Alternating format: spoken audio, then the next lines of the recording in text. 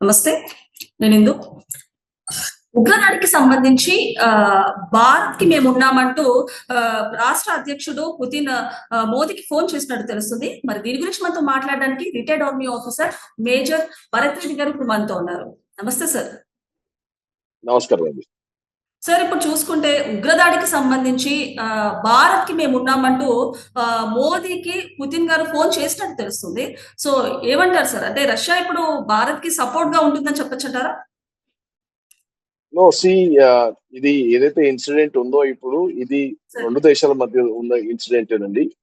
Right? And Putin, see, India has been doing a lot of diplomatic interactions. అన్ని దేశాలకు call చేసింది, అగ్రరాజ్యాలకు call చేసింది, వాళ్ళకి బ్రీఫింగ్ కూడా ఇవ్వడం జరిగింది. సో అండ్ వ్యాపార పరంగా రష్యాకి పాకిస్తాన్ కి ఇవాళ కొన్ని సంబంధాలు ఉన్నాయి. సో ఇదంతా మీరు బ్యాక్గ్రౌండ్ లో పెట్టుకొని చూస్తే మన ఫ్రెండ్షిప్ ఏదైతే ఉందో రష్యాతోని యుక్రెయిన్ వార్ పరంగా కూడా మనం రష్యాకి చాలా సపోర్ట్ చేసాము. అంతకు ముందు కూడా ఇండిపెండెన్స్ నుంచి ఇప్పటి వరకు కూడా రష్యాతో మనకు ఎన్నడూ కూడా సత్సంబంధాలు ఉన్నాయి. అండ్ ఈ యుద్ధం ఏదైతే ఇప్పుడు జరుగుతుందో ఇది నాకు తెలీదు. కానీ జరిగితే మాత్రం రష్యా ప్రత్యక్షంగా మనకు సపోర్ట్ ఇవ్వకపోవచ్చు, కానీ పరోక్షంగా మాత్రం నైతికంగా మాత్రం మనతో తప్పకుండా ఉంటుంది రష్యా. ఓకే. సార్ చూసుకుంటే బార్డర్‌లో ఒక వార్ జరుగుతుంది. అంటే ఆ సినారియో మొత్తం చూస్తే వార్ జరుగుతుందనే చెప్పొచ్చు. అలాగే ఇవాళ ప్రధాని మోదీ గారు రష్యా టూర్‌ని కూడా రద్దు చేసుకొని ఆయన త్రివిధ దళాలతో భేటీ కూడా అయ్యారు. సో దీని ప్రకారంగా చూసుకుంటే డేట్ పరంగా గానివ్వండి, టైం పరంగా గానివ్వండి, ఒక యుద్ధానికి డెడ్‌లైన్ పెట్టారని చెప్పొచ్చంటారా? మన ప్రజలకు అందరికీ తెలవాల్సింది ఏంటంటేనండి, యుద్ధం ఆల్రెడీ మొదలైంది. ఎక్సెప్ట్ దాట్ భౌతికం అనే యుద్ధం ఫిజికల్ గా కన్వెన్షనల్ ఫోర్సెస్ లో ఎంటర్ చేసే యుద్ధ నీతి ఏమైతే ఉంటుందో అది కాకుండా మనం వాళ్ళని ఒక మల్టీ డైమెన్షనల్ గా, అంటే తెలుగులో చెప్పుకోవాలంటే అష్ట దిగ్బంధం అంటారు. సో అలా మనం చేస్తూ వచ్చాము. ఒకవైపు ఇండస్ వాటర్ ట్రీటీ క్యాన్సల్ చేసే పొజిషనింగ్ ఏదైతే తీసుకున్నామో అది నంబర్ 1. నంబర్ 2, దౌత్యపరంగా డిప్లొమాటిక్ పరంగా మనం వాళ్ళని గ్లోబల్ గా ఐసోలేట్ చేశాము. ఇది 2వది. 3వది, ఏదైతే పాకిస్తాన్ పౌరులు మన దగ్గర ఎక్స్టెండెడ్ వీసాతో ఉన్నారో వాళ్ళని తిరిగి పంపించడం. మన ట్రేడ్ ఏదైతే వాళ్ళతో ఉందో ఇది క్యాన్సిల్ చేయడం. దాని తర్వాత ఏరోస్పేస్ ని క్లోజ్ చేయడం. IMF లో వాళ్ళ మీద ఒక ప్రెషర్ తేయడము. ఇవన్నీ these are all steps towards silent aggression by India, right? And దీంతో ఇంకోటి దీంతో ఇంపాక్ట్ ఆల్రెడీ 2-3 విధాల వచ్చింది మనకి. ఒకటి, ఇండస్ వాటర్ ట్రీటీ ఎప్పుడైతే క్యాన్సిల్ చేశామో దాని ఇంపాక్ట్ ఏదైతే ఉందో వాళ్ళ ఆర్థిక వ్యవస్థ పైన దాని ఇంపాక్ట్ చాలా ఎక్కువ ఉంటుంది. కాబట్టి మీరు గమనించారో లేదో, వాళ్ళ ట్రేడ్ ఇండెక్స్ ఏదైతే ఉంటుందో మన సెన్సెక్స్ నిఫ్టీ లాగా వాళ్ళ trade index has fallen significantly, almost 6,000 points. And వాళ్ళ bond rates, Pakistan government bond rates has fallen again by about 4 percentage points.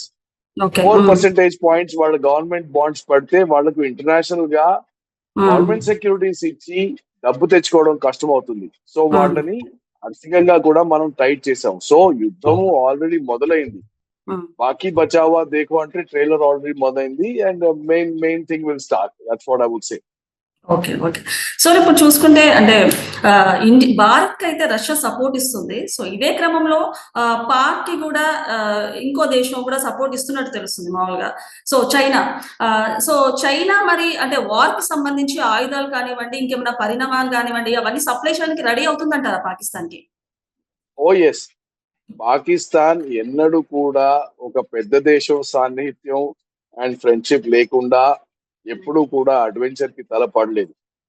And ఈ వ్యూవర్స్ అందరికి తెలవాల్సింది ఏంటంటే, పాకిస్తాన్ తమకు తాము పబ్లిక్ గా మేము ఇస్లామిక్ దేశం, మేము ఒక పాకిస్తాన్ అండ్ పాక్ అంటే ప్యూర్, రైట్? మేం పాక్ అని చెప్పుకుంటూ వస్తారు. కానీ నిజం చెప్పాలంటే ఎవరు డబ్బులు ఇస్తే ఆ పడకలో ఎక్కే దేశం పాకిస్తాన్. ఓకే. గత 40 సంవత్సరాలుగా అమెరికా వాళ్ళకి డబ్బులు ఇచ్చింది. అండ్ ఆ డబ్బుల్ని చూస్తూ వాళ్ళు ఇస్లాంని అడ్డు పెట్టుకొని జిహాద్ అనే వ్యవస్థను తయారు చేసి పక్క రాజ్యమైన ఆఫ్ఘనిస్తాన్ ని వాళ్ళు అల్లకల్లోలం చేశారు. వజీరిస్తాన్ లో ఉన్న ఉన్న ముస్లిమ్స్ ని వాళ్ళు హతమార్చారు. ఇప్పుడు మీరు చూస్తున్నారు బలూచిస్తాన్ లో ఏదైతే ముస్లిమ్స్ ఉన్నారో వాళ్ళని హతమారుస్తున్నారు. So Pakistan is not a country which safeguards the interest of Muslims. It's just uses Islam డబ్బులు తీసుకొని. అండ్ ఇవాళ రష్యా అమెరికా మధ్యలో ఎప్పుడైతే ఒక కోల్డ్ వార్ ఫినిష్ అయిపోయిందో, ఆఫ్ఘనిస్తాన్ నుంచి ఎప్పుడైతే అమెరికా తమ సేనలను వెనక్కి తగ్గించుకున్నారో అప్పటి నుంచి పాకిస్తాన్ కి అమెరికా వైపు నుంచి డబ్బులు వచ్చినాయి ఆగిపోయాయి. అండ్ ఈ తరుణంలోనే నేను చెప్పినట్టు ఎవరు డబ్బులు ఇస్తే వాళ్ళ పడుకులో ఎక్కే దేశం పాకిస్తాన్ కాబట్టి ఇప్పుడు చైనా వాళ్ళకి డబ్బులు ఇస్తోంది సిపెక్ రూపంలో, బెల్ట్ రోడ్ ఇనిషియేటివ్ రూపంలో, వదర్ పోర్ట్ రూపంలో. అండ్ టు డీస్టెబిలైజ్ అంటే అమెరికా ఆఫ్ఘనిస్తాన్ ని డీస్టెబిలైజేషన్ చేయడానికి డబ్బులు ఇస్తే భారత భూభాగాన్ని డీస్టెబిలైజ్ చేయడానికి ఇప్పుడు చైనా డబ్బులు ఇస్తోంది. సో చైనా ప్రోద్బలం లేకపోతే అసలు పాకిస్తాన్ ఇంత దురాఘాతానికి ఒడగట్టే ధైర్య సాహసాలు ఉన్న దేశం కాదది. సో చైనా ప్రత్యక్షంగా ఏం చేసినా కానీ పరోక్షంగా తప్పకుండా పాకిస్తాన్ కి యుద్ధ సామాగ్రి కానీ, ఆర్థిక సహాయం కానీ, అండ్ కమ్యూనికేషన్ వ్యవస్థ కానివ్వండి, ఇంటెలిజెన్స్ రూపంలో కానివ్వండి, ఈ అన్ని రూపాలలో కూడా చైనా తప్పకుండా పాకిస్తాన్ కి ఈ సమయంలో 100% సహాయం అందిస్తుంది. అండ్ చైనా కాకుండా there is one more country Turkey which is also helping Pakistan. And వాళ్ళైతే ప్రత్యక్షంగానే చేస్తున్నారు. That is again because Turkey looks at itself. Erdogan ఎవరైతే ఉన్నారో ఆ దేశ అధ్యక్షుడు, ఆయన కూడా ఒక ఇస్లాం మతం పేరు చెప్పుకొని ఇస్లాం మత పరంగా ఆ దేశాన్ని ఏలుతున్నాడు. అండ్ పాకిస్తాన్ కి తుర్కీకి రెండిటికి ఒక సింక్రనైజ్డ్ కోఆర్డినేటెడ్ డ్రీమ్ ఉంది. ప్రపంచ వ్యాప్తంగా ఇస్లాం పరంగా మేమే ప్రపంచవ్యాప్తంగా లీడర్షిప్ ఇస్తాము అని. And based on that platform and perception of thought Turkey is also coming to the aid of Pakistan. Sir ఇప్పుడు చూసుకుంటే రాజ్నాథ్ సింగ్ గారు కూడా కొన్ని సంచలన వ్యాఖ్యలు చేశారు. అంటే భారత్ పై ఎవరెవరైతే కుట్ర చేస్తున్నారో వాళ్ళ అంతం చూస్తామని, అలాగే చైనా ఎప్పుడైతే పాకిస్తాన్ కి సపోర్ట్ ఇస్తుందో వాళ్ళకి మొహం పగిలేలా మేము సమాధానం ఇస్తామంటూ కూడా రాజ్నాథ్ సింగ్ గారు కూడా కొన్ని సంచలన వ్యాఖ్యలు చేశారు. ఏమంటారు సార్ దీని గురించి? సో చైనాకి మనకి ప్రత్యక్షంగా I think we won't have anything to do with this అండి. ఎందుకంటే the trade relationships that we have with China today is very critical and important and it is a very large volume. So ఆ విధంగా China పరోక్షంగా పాకిస్తాన్ కి support చేస్తుందే తప్ప ప్రత్యక్షంగా చేసే అవకాశం లేదు. That is number one. Second is see the doctrine and philosophy India ఏదైతే ఫాలో చేస్తూ వస్తుందో ఇప్పుడున్న సెంట్రల్ గవర్నమెంట్ కంటే ముందు, అంటే మోదీ గవర్నమెంట్ కంటే ముందు, that was quite weak. And today మీరు చూసుంటారు there is stories of unknown gunmen which happens. ఎక్కడైతే 10-20 ఏళ్ల ముందు కూడా ఏదైతే భారత భూభాగం పైన ఇలాంటి ట్రాన్స్లేషన్ జరిగిందో వాళ్ళందరినీ వెతికి చంపడం జరుగుతూనే ఉంది. అది పాకిస్తాన్ లో కూడా జరుగుతోంది, కెనడాలో కూడా జరుగుతోంది. అండ్ అమెరికా నుంచి కూడా మనం ఒక తవూర్ రెహమాన్ ని తీసుకొచ్చాము to carry out trial here. So yes, I think that is important. ఎందుకంటే ఎవడైతే తప్పు చేస్తాడో, ఇప్పుడు ముషరఫ్ తప్పు చేస్తే ముషరఫ్ 20 ఏళ్ళు తర్వాత కూడా Musharraf should not have piece of mind. And ఆ పీస్ ఆఫ్ మైండ్ లేనప్పుడే తమ ఫ్యామిలీ మెంబర్స్ కి ఎప్పుడైతే సెక్యూరిటీ ఉండదో అప్పుడే వాళ్ళు ఇలాంటి అడ్వెంచర్ చేయడం మానేస్తారు. కాబట్టి ఇది చాలా అవసరం. సార్ ఇప్పుడు చూసుకుంటే ద మోస్ట్ వాంటెడ్ ఉగ్రవాది హఫీజ్ సయ్యద్ ని కూడా బిష్ణు గ్యాంగ్ టార్గెట్ చేసినట్టు తెలుస్తుంది. అంటే ఒక దేవుడిగా మనం భావించే కృష్ణ జింకను టార్గెట్ చేస్తేనే సల్మాన్ ఖాన్ అయితే వదలలేరు బిష్ణోయ్ గ్యాంగ్ వాళ్ళు. సో ఇప్పుడు మన వీళ్ళని హఫీజ్ సయీద్ ని లేపేస్తామంటూ కూడా ఒక వార్నింగ్ ఇస్తున్నట్టు తెలుస్తుంది. సో ఏ విధంగా చూడొచ్చంటారు సార్ దీన్ని? ఏ విధంగా చూడాలో ఆ విధంగా చూడాలి. ఎందుకంటే ఇండియన్ డయాస్పోరా ఎక్కడున్నా కానీ దట్ ఈస్ ఇండియన్ డయాస్పోరా ఉంది. అండ్ ఏ నెట్వర్క్ యూజ్ చేసైనా కానీ మనం మన కార్యాన్ని సాధించగలగాలి. సో అది బిష్నోయ్ ద్వారా జరుగుతోందా ఎందుకంటే ఇఫ్ యు సీ పాకిస్తాన్ ఏదైతే ఉందో వాళ్ళు దావూద్ ఇబ్రహీం ని కూడా అడ్డం పెట్టుకొని ఇండియాలో చాలా కార్యకలాపాలు చేపట్టారు, right? So in war everything is possible and everything should be done. మీకు ఏది శక్తి ఇస్తే ఆ శక్తిని మీరు యూజ్ చేసుకొని మీ గోల్ ఏదైతే ఉంటుందో, మీ ఆబ్జెక్టివ్ ఏదైతే ఉంటుందో ఆ ఆబ్జెక్టివ్ మనము సాధించుకోవాలంతే. ఓకే. సార్ ఇప్పుడు చూస్తే అంటే భారత్ కాలబేరానికి పాక్ వస్తున్నట్టు తెలుస్తుంది. అంటే కొన్ని చర్చలకి కూడా దారి తీయడానికి వ్యూహం వేస్తున్నట్టు పాక్ కనబడుతుంది. సో ఏమంటారు సార్? భారత్ కాలబేరానికి పాక్ వస్తుందని చెప్తారంటారా? No. So what is the definition of కాలబేరానికి రావడం అంటే డెఫినేషన్ ఏంటి? అంటే వచ్చి వాళ్ళు ఏమి ఇస్తారు మనకి? ఏమి ఇవ్వరు. సో వీఆర్ సారీ చెప్తారా? చెప్పరు. ఎందుకంటే వాళ్ళు ఇప్పుడు ఏదైతే స్టేట్మెంట్ ఇచ్చారో మేము దీనికి కారకులము కాము, మీరే చేసుకున్నారు, మీ అంతర్భాగంలో అయిందనే వాళ్ళు స్టేట్మెంట్ ఉంది. సో ఇప్పుడు కాళ్ళ బేరానికి వచ్చి వాళ్ళు ఏం చేస్తారు? ఆశ్వాసన ఇస్తారా? ఎందుకంటే ఆశ్వాసన ఇచ్చినా కానీ వాళ్ళని నమ్మేది లేదు. ఆశ్వాసనలు నాన్న పులి అన్నట్టు ఇప్పటి వరకు 10 సార్లు అయిపోయింది. మేము చేయట్లేదు, మేము కాదు అని. సో వాళ్ళు కాళ్ళ బేరానికి వచ్చినా కానీ ఈసారి వాళ్ళని వదిలిపెడితే అది మన మూర్ఖత్వం అవుతుంది అంతే. పాక్ సెనేటర్ పాల్వాషా కూడా కొన్ని సంచలన వ్యాఖ్యలు చేశారు. అంటే కొత్త బాబ్రీ మసీద్ పునర్నిర్మాణానికి పాక్ సైనికులే ఇది చేస్తారంటూ కూడా ఆవిడ కొన్ని సంచలన వ్యాఖ్యలు చేశారు. సో ఏ విధంగా చూడొచ్చు సార్? అంటే ఆవిడ ఒక దట్స్ ఓకే. ఇప్పుడు మీరు అమెరికా వాళ్ళని ఎందుకు కోట్ చేయాలి? అలా కోట్ చేసే వాళ్ళు ఇండియాలోనే ఉన్నారు చాలా మంది, రైట్? సో పాకిస్తాన్ ఏదైతే సోషల్ మీడియాలో ఒక నరేటివ్ నడిపిస్తుందో ఆ నరేటివ్ ని లైన్ లో పెట్టడానికి మన ఇండియాలోనే చాలా పెద్ద మనుషులు ఉన్నారు, రైట్? అండ్ మన గవర్నమెంట్ ని క్వశ్చన్ చేయడానికి చాలా మంది పెద్ద మనుషులు ఉన్నారు. సో ఇతర దేశంలో కూర్చుని పెద్ద మనిషి ఏదో ఒక వ్యాఖ్య చేస్తే దాని గురించి పట్టించుకోవడం తప్పించాలి. మన దేశంలో ఎవరైతే పెద్ద మనుషులు ఈ విషయంలో పాకిస్తాన్ చేసే ఈ దురాఘాతాన్ని కండెమ్ చేయకుండా ఎవరైతే గవర్నమెంట్ ని వాళ్ళు క్వశ్చన్ చేస్తున్నారో I think we should be more worried about them. Sir ఇప్పుడు చూసుకుంటే అంటే ఈ ఉగ్రవాదాలు పక్కన పెడితే పాకిస్తానీ క్రికెటర్స్ కూడా కొన్ని సంచలన వ్యాఖ్యలు చేస్తున్నారు. అంటే ఒక షాహిద్ అఫ్రీది కూడా కొన్ని పాకిస్తాన్ గురించి కొన్ని సంచలన వ్యాఖ్యలు చేశారు.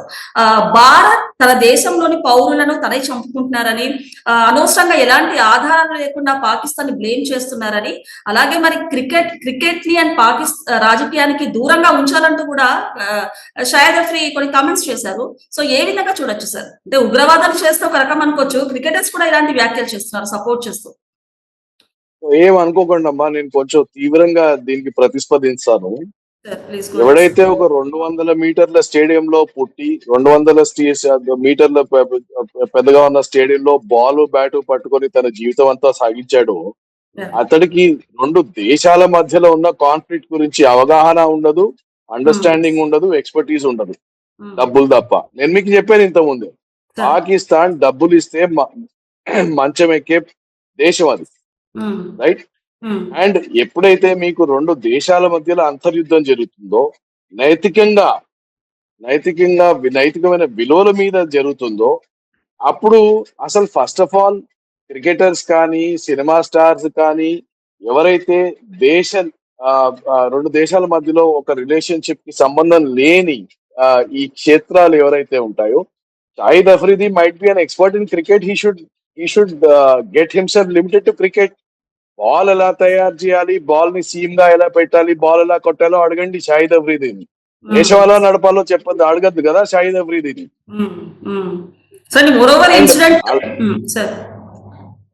సో అలాంటి దౌర్భాగ్యులు ఇలాంటి టైంలో టీవీలో ఉన్నాయి కదా, నోట్లో 4 ఉందా కనుకనే వాళ్ళు ఇష్టం వచ్చింది మాట్లాడితే, దాన్ని ఒకవేళ మనం విని సమయం ఇచ్చి దాని గురించి ఆలోచించి దానికి ఇంపార్టెన్స్ ఇస్తే అంతకంటే దౌర్భాగ్యం మనది కాదండి, రైట్?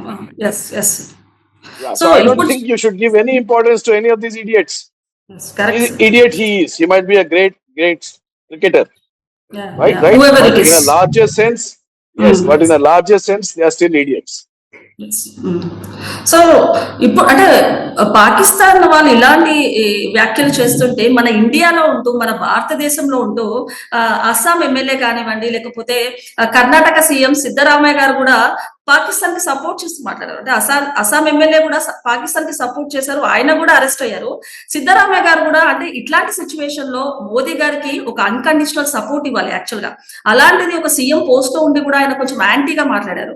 అంటే ఇప్పుడు యుద్ధం అవసరమా, ఏదైనా ఉంటే కూర్చొని మాట్లాడుకోవాలంటూ కూడా ఆయన ఒక వ్యాఖ్యలు చేశారు. సో మన దేశంలో ఉన్న వాళ్ళు కూడా ఇలా మాట్లాడుతున్నారు. ఏ విధంగా చూడొచ్చు అంటారు సార్ దీన్ని? చాలా సింపుల్ అండి.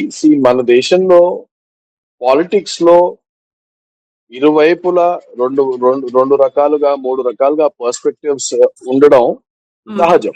That is okay. But as long as it is internal politics to us, కర్ణాటకలో పాలిటిక్స్ ఉంటే దాని పైన 3 పార్టీలు ఉండొచ్చు, 3 పార్టీలు ఒకే వ్యవహారం పైన 3 పర్స్పెక్టివ్స్ ఇవ్వచ్చు.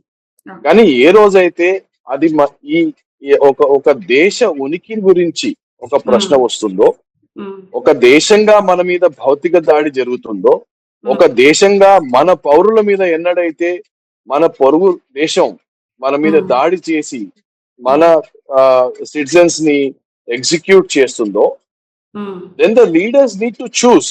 See, I'm telling you, there might be an intelligence failure. Okay. There might be gaps in intelligence, right? Yeah. Yes. Understandably, there would be. కానీ ఇంటెలిజెన్స్ ఫెయిలియర్ జరిగిన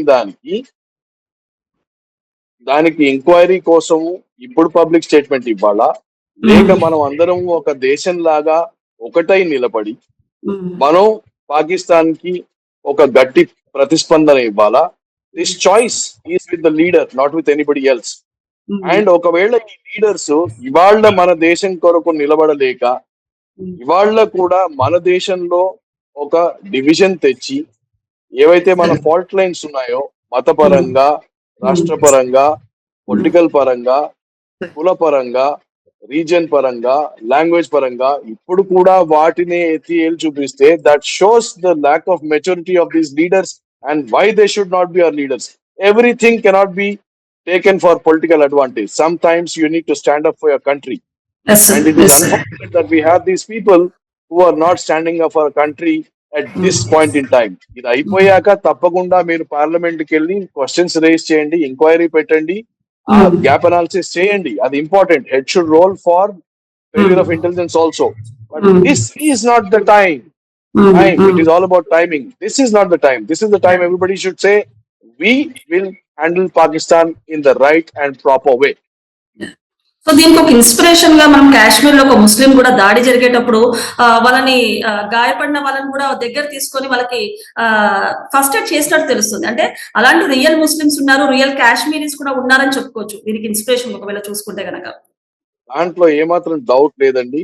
See, I have served in the army. I have worn the uniforms. I have served with Muslim brothers. I have served with persons of, and in fact, to tell you very frankly, మేము ఆర్మీలో పనిచేసినప్పుడు నీ కులం ఏంటి, నీ రాజ్యం ఏంటి, నీ భాష ఏంటి, ఇవన్నీ ఏమో చూడవు. నీకు కొట్లాడగలిగే సామర్థ్యం ఉందా, నువ్వు నాతో భుజానికి భుజాన్ని పెట్టి శత్రు సవరాలను మనం దుర్భేద్యం చేయగలుగుతావా లేదా, ఇది ఒకటే question. And I have many good Muslim friends and I'm telling you, social మీడియాలో ఎవరైతే 10 మంది మూర్ఖులు వచ్చి తమకు ఇష్టం వచ్చినట్టు వాగుతారో, పాకిస్తాన్ ని సపోర్ట్ చేస్తారో, వీళ్ళు కాదు, వీళ్ళు భారతదేశం కాదు, వాళ్ళు భారతదేశాన్ని రిప్రజెంట్ కూడా చేయరు. Right? Actually India is very very different. You going to the villages, నాతో రండి, నేను వికారాబాద్ లో నేను ధారూర్ కి తీసుకెళ్తాను, మీకు show you the strength of the unity of the Muslims who are standing with the country today. And what I am saying is that కొంతమంది ఎవరైతే దారి తప్పి కొంత దుశ్చర్యలు చేస్తారో వాళ్ళని మనం జనరలైజ్ చేసి ఒక మొత్తం కమ్యూనిటీని విలిఫై చేయకూడదు. అది తప్పు. Yes, there are rotten fruit. నేను మళ్ళీ చెప్తున్నాను, there are rotten fruit in our society. చెడిపోయిన కొంతమంది దుష్టశక్తులు ఉన్నాయి మన దగ్గర, అది నిజం. కానీ ఆ 10 మంది ఆ 1,00,000 మందిని రిప్రజెంట్ చేయరు. Okay, and that's very important. And నేను ఇంకోటి ఏం చెప్తున్నానంటే, పాకిస్తాన్ కి కావలసిందే మన దేశంలో ఏవైతే న్యాచురల్ ఫాల్ట్ లైన్స్ ఉన్నాయో, అంటే we're a very rich diverse country, right? మన మధ్య విభేదాలు రావడమే వాళ్ళకి కావాల్సింది. అండ్ ఏ రోజైతే responsible people like you and I who are on the screen today, మనం ఏ రోజైతే ఆ ఫాల్ట్ లైన్స్ ని పట్టుకొని చీల్చడం మొదలు పెడతామో అప్పుడే ప్రజలు కూడా ఎఫెక్ట్ అవుతారు. అండ్ మళ్ళీ చెప్తున్నాను, India is an amazing country and all people are together with us today, and I think we should remain like that. And in fact నేనేం చెప్పడం కాదు, మీరు చూశారు ఉదంతాలు, ఓవైసీని చూడండి. ఓవైసీ ఇవాళ ప్రత్యక్షంగా పాకిస్తాన్ ని తిట్టడం మొదలు పెట్టారు, right? There was another Muslim MLA, I think from Karnataka, who said that he will go and do a suicide bombing in Pakistan. So we have leaders like that. And ఇవాళ ఏదైనా కదా దుశ్చర్య జరిగితే మాత్రం మనం అందరం భారత ప్రజలం. ఆ రోజు మనం హిందూ, ముస్లిం, సిక్, ఇసాయి ఇట్లా ఏం ఉండదండి, right? We should remember that we're all Indians. Apart of religion or caste, we're Indians అని చెప్పొచ్చు లాస్ట్ ఫైనలీ. Yes. సార్, ఇప్పుడు చూసుకుంటే భారత్ అయితే పాక్ కి సింధు జల ఒప్పందం రద్దు చేసింది, అలాగే దౌత్య పరంగా అన్ని ఒప్పందాలు కూడా రద్దు చేస్తాయి. సో ఇప్పుడు ఇలాంటి వాటితోటి భారత్ కి మొత్తము అంటే భారత్ పాక్ కి ఒక అష్టదిగ్బంధం చేసిందని చెప్పొచ్చంటారా? Yes, that's why I said, నేను ఆల్రెడీ చెప్పాను మీకు, మీరు యుద్ధం కోసం వెయిట్ చేస్తున్నారు, యుద్ధం ఆల్రెడీ మొదలైపోయింది అని నేను అందుకోసమే చెప్పాను. అండ్ దాంట్లో స్టెప్సే ఇండస్ వాటర్ ట్రీటీ కానీ, క్యాన్సిలేషన్ ఆఫ్ వీసాస్ కానీ, sending back of Pakistani citizens కానీ, స్టాపింగ్ ఆఫ్ ట్రేడ్ కానీ, right, stopping of air space కానీ, ఇవన్నీ are part of that. And this is building a lot of pressure on Pakistanis. Pakistan లో ఇవాళ ఆర్థిక సమస్య చాలా చాలా పెద్దది. అండ్ మీ ప్రోగ్రామ్ లో నాకు తెలీదు ఎంతమంది ముస్లిం సోదరులు ఉంటారో, వాళ్ళందరికీ తెలవాల్సింది ఏంటంటే, పాకిస్తాన్ ఇవాళ మనకి జీడిపి లెవెల్లో చూస్తే 1/10 ఆఫ్ అవర్ సైజ్. పాకిస్తాన్ లో ఇవాళ వాళ్ళు రొట్టె తినాలంటే పిండి కొనడానికి 600 రూపాయలు ఖర్చు పెట్టాలి.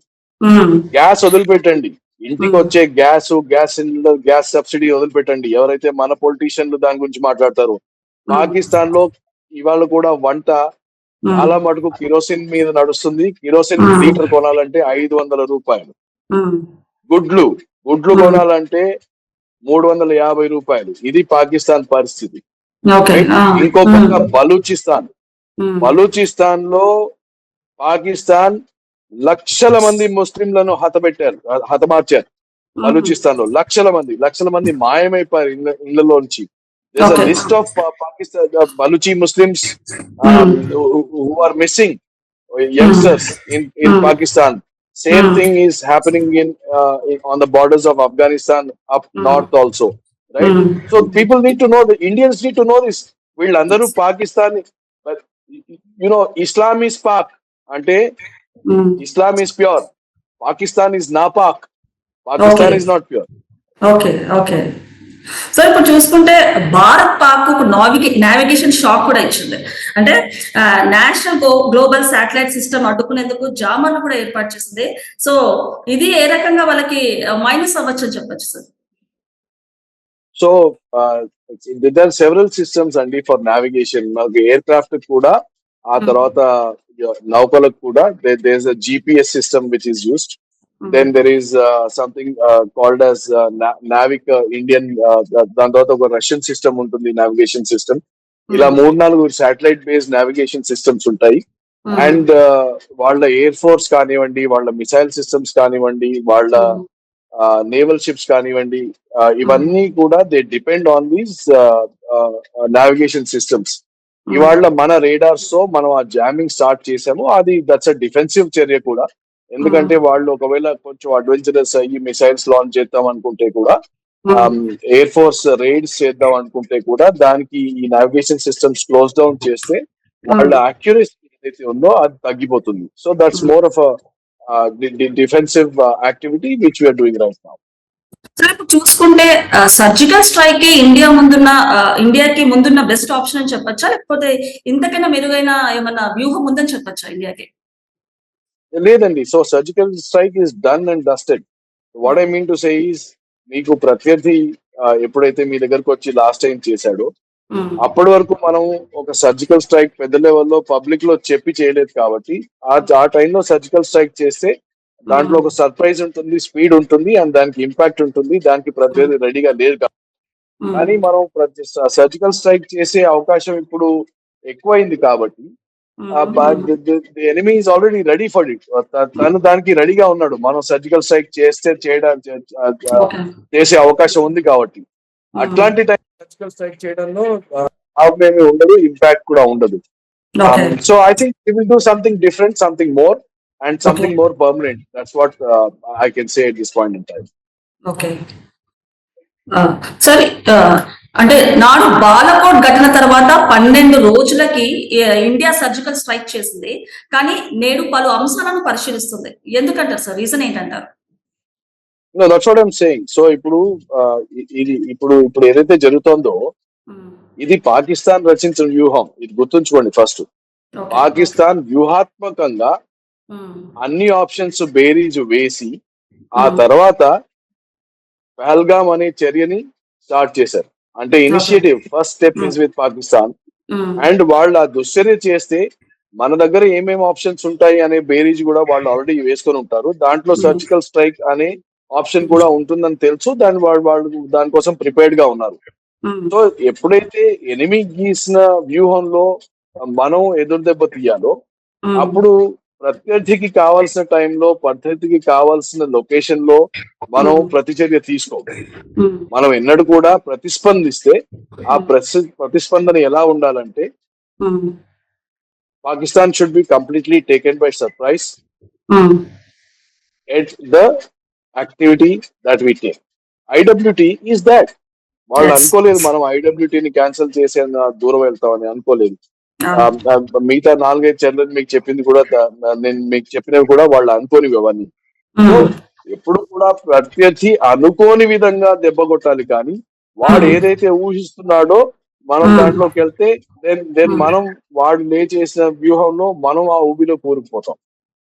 ఓకే ఓకే సార్, ఇప్పుడు చూసుకుంటే ఇదే క్రమంలో పాక్ నిఘా సంస్థ ఐఎస్ఐ చీఫ్ గా మొహమ్మద్ మాలిక్ ని కూడా కీలక బాధ్యతలు ఇచ్చినట్టు తెలుస్తుంది. సో ఏంటి సార్, అంటే భయభ్రాంతులకు గురై బాధ్యతలు కూడా మొహమ్మద్ మాలిక్ గారికి స్వీకరించారని చెప్పొచ్చు అంటారా? ఏ విధంగా చూడొచ్చు అంటారు? Pakistan has always been in control of Pakistan army ఎప్పుడు కూడా పాకిస్తాన్ తన చెప్పు చేతుల్లోనే పెట్టుకుంది. మీకు వాళ్ళు ఒక డెమోక్రటిక్ గవర్నమెంట్ పంపించినా గానీ, ఒక ప్రైమ్ మినిస్టర్, ఒక ప్రెసిడెంట్ పంపించినా గానీ, పాకిస్తాన్ అనే దేశం, పాకిస్తాన్ లో ఉన్న ప్రతి financial activity, in fact 25% of the industry there is owned by Pakistan army. Lot of things are owned by, trade is owned by them, right? And వాళ్ళు చేసిన లోకల్ రీఆర్గనైజేషన్ ఈజ్ ఓన్లీ వాళ్ళది ఏదైతే కంట్రోల్ ఉందో దాన్ని పటిష్టపరుచుకుంటున్నారు. Right? So that's all there is to read into it. Otherwise, the power is already with them. Yes, correct. So ఇప్పుడు చూసుకుంటే ఇది ఒక ప్రపంచ యుద్ధంగా పరిగణించే ఛాన్స్ ఉందని చెప్పొచ్చు అంటారా? Well, we both are nuclear countries, right? And China is looking at an opportunity to take on US. Okay. So ప్రపంచ యుద్ధం ఎప్పుడు కూడా పెద్ద ఇష్యూస్ నుంచి స్టార్ట్ కాదు, చిన్న ఇష్యూస్ నుంచే స్టార్ట్ అవుతుంది. అది చిలికి గాలివాన అయినట్టు ముందుకు వెళ్తుంది, రైట్? అందుకోసమే ఇవాళ ప్రపంచ వ్యాప్తంగా అన్ని దేశాలు కూడా భారత్ ని కొంచెం సమన్వయం పాటించాలని కోరుతోంది. Pakistan is a rogue nation. Pakistan is an irresponsible nation. And ఎప్పుడైతే మీరు ఒక చేతగాని వాడి చేతిలో అణ్వాస్త్రం పెడితే ఆ న్యూక్లియర్ బటన్ ప్రెస్ చేసే అవకాశం ఎక్కువ ఉంటుంది, right? So it might happen, it might not happen, but the reality is that ఏదైతే మనం ఒక గ్లోబలైజేషన్ అని మొదలు పెట్టామో 1990s లో, అది ఇవాళ ఒక జియో పొలిటికల్ ఫ్రాగ్మెంటేషన్ మాత్రం ఆల్రెడీ స్టార్ట్ అయింది. అండ్ జియో పొలిటికల్ ఫ్రాగ్మెంటేషన్ ఎప్పుడైతే మొదలవుతుందో దాంట్లో దేశాలు ప్రపంచవ్యాప్తంగా కాకుండా తమ సంబంధాలు కొన్ని దేశాలలాగా ముఠాలుగా విడిపోతాయి. సో ఇండియా అమెరికా ఉమ్, తమ ట్రేడ్ సంబంధాలు పెంచుకుంటే చైనా, పాకిస్తాన్, తుర్కీ, ఇరాన్ ఒకవైపు వెళ్ళొచ్చు. సో ఈ పోలరైజేషన్ ఏదైతే ఉందో అది ఆల్రెడీ జరిగింది, జరుగుతోంది, అండ్ ఇక ముందు కూడా జరుగుతుంది. ఉమ్, ఈ పోలరైజేషన్ ఎప్పుడైతే పటిష్టమవుతుందో అప్పుడే ప్రపంచ యుద్ధానికి ఒక వాతావరణం ఏర్పడుతుంది. ఉమ్, ఉమ్. సో ఇప్పుడు చూసుకుంటే మనం భారత్ రోజు రోజుకి డే బై డే అంటే అన్ని రకాలుగా రెస్ట్రిక్షన్స్ పెడుతూ పాక్ అయితే ఒక అష్టదిగ్బంధం చేస్తుంది. సో ఫైనల్ గా పాకిస్తాన్ కి లాస్ట్ ఆప్షన్ ఏంటంటారు? ఏ రకంగా వాళ్ళు యాక్షన్ తీసుకుంటుందని చెప్పొచ్చు అంటారు మామూలుగా? I think Pakistan has already taken the first step. And వాళ్ళు ఇండియా ఏదో ఒక సర్జికల్ స్ట్రైక్ లాంటిది చేస్తుంది, దానికోసం వాళ్ళు సన్నద్ధం అయ్యారు. What Pakistan, but this time I think India is not going to stop at being just doing a surgical strike. We will do something larger, bigger, and which has more impact. అంటే surgical strike మీరు చేస్తే ఆ 10 సెకండ్లు అది పని చేస్తుంది. దాని తర్వాత వాళ్ళ లీడర్షిప్ ఏదైతే ఉందో వాళ్ళు మళ్ళీ ఇంకో ఏదో దురాఘాతానికి ప్లాన్ చేస్తూనే ఉంటారు. But I think what we will do this time should have some lasting impact on Pakistan, which will change the relationship and the contour that we have in between ourselves, in between India and Pakistan. Okay, sir. Thank you for your opinion. Thank you, sir. Namaste.